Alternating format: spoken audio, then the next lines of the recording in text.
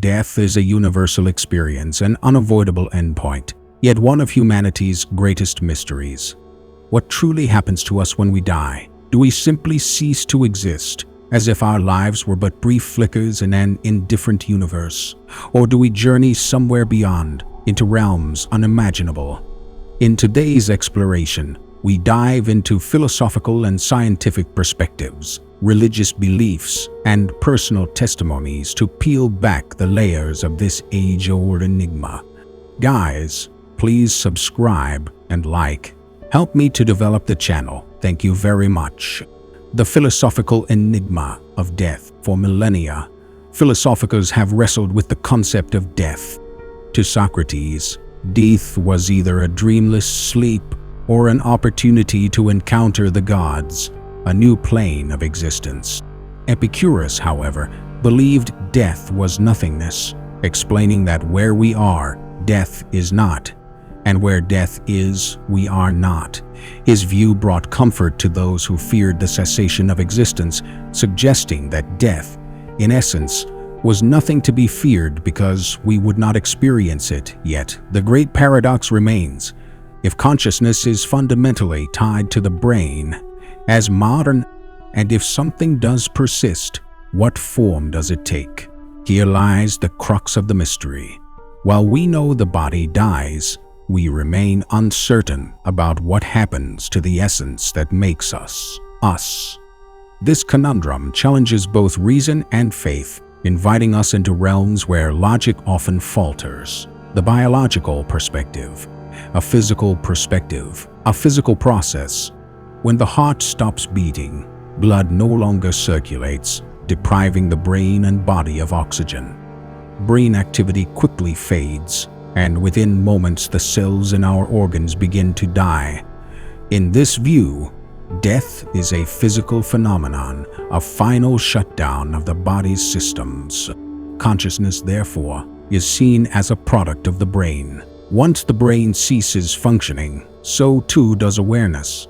This viewpoint aligns with a materialist perspective, one which asserts that all aspects of the human experience, our thoughts, feelings, dreams, and even sense of self are rooted in physical processes within the brain. When these processes cease, so too does our consciousness. Yet, here's where it gets intriguing. Even with all our advancements in neuroscience, the exact nature of consciousness remains a mystery. How can neurons and synapses give rise to the subjective experience we call awareness? If consciousness is merely the product of neural activity, then indeed nothing may lie beyond death. But if consciousness is something more in energy, perhaps then could it persist in some form even when the body is gone? Near-death experiences, glimpses beyond, stories of near-death experiences add a fascinating layer to our understanding of death. People who have experienced NDs often describe vivid encounters, floating above their own bodies, feeling an overwhelming sense of peace, or traveling through a tunnel toward a light. Some report meeting loved ones or even beings they interpret as guides.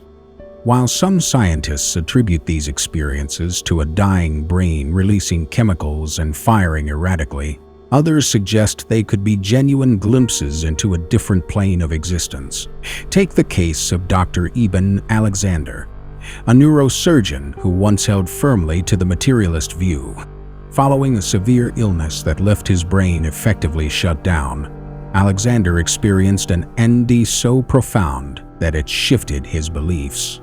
In his vision, he saw beautiful landscapes, met beings of pure love, and encountered a presence he interpreted as divine. This experience led him to question the materialist perspective he had once trusted. Skeptics argue that NDs are hallucinatory episodes created by a deprived brain, but the consistency across these accounts, the feeling of floating, the tunnel of light, encounters with loved ones leaves room for doubt. Could these experiences suggest that consciousness has the capacity to transcend death? Or are they merely illusions, comforting stories we tell ourselves to ease the fear of the unknown? the religious perspective, varied visions of the afterlife. Across cultures, religions have offered varied and often vivid descriptions of the afterlife. Christianity, Islam, and Judaism describe realms of heaven and hell, places of eternal reward or punishment.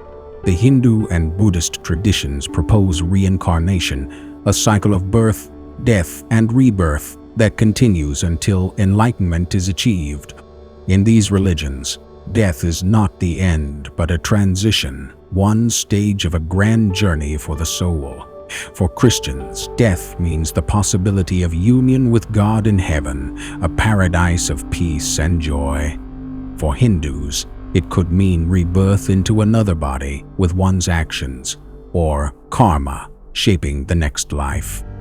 In Tibetan Buddhism, the Bardo Thodol, or Tibetan Book of the Dead, describes a transitional state between death and rebirth, where souls encounter different realms and beings, depending on their spiritual progress. These beliefs, while diverse, share a common theme.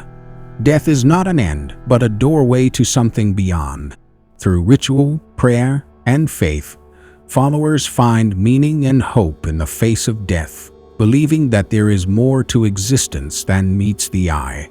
But how much of these teachings are metaphor, and how much is reality? Could these religious visions represent collective experiences of a reality beyond life? The science of quantum consciousness. In recent years, a bold new hypothesis has emerged in the scientific community, one that unites aspects of consciousness, quantum physics, and death. This hypothesis suggests that consciousness could be a fundamental part of the universe, one that exists outside the brain and body. Dr. Stuart Hameroff and physicist Sir Roger Penrose propose that consciousness might arise from quantum processes within the brain's microtubules, minute structures in neurons. According to this theory, when we die, the quantum information of our consciousness disperses but doesn't disappear. Instead, it merges with the universe, becoming part of a larger field of cosmic awareness. In this view, individual consciousness could continue as a wave within this greater cosmic consciousness, transcending individual identity but remaining fundamentally connected to existence. It's a mind-bending idea, but one that finds resonance in ancient beliefs about the soul's interconnectedness with the cosmos. If consciousness does indeed have quantum roots, it would suggest that death is not a complete annihilation, but rather a transformation, a transition from individual awareness to a universal state of being.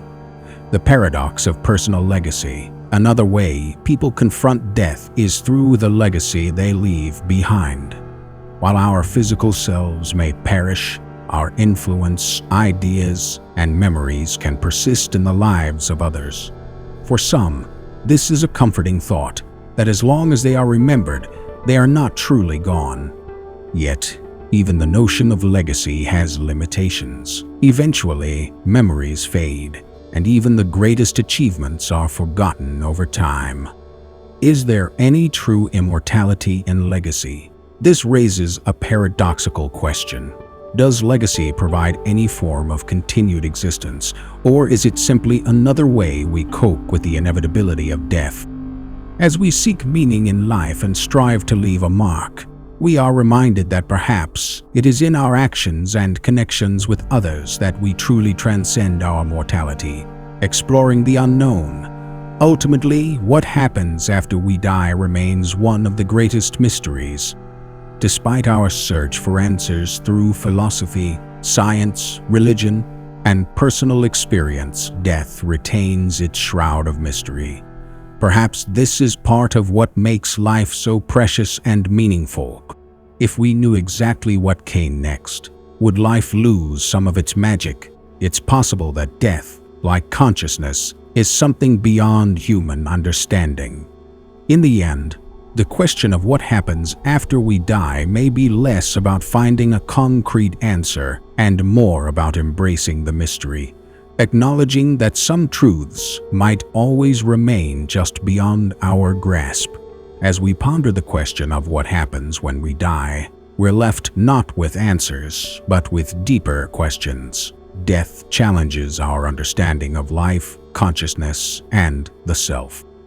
Perhaps the purpose of exploring death is not to conquer our fear of it, but to deepen our appreciation for the mystery of existence itself.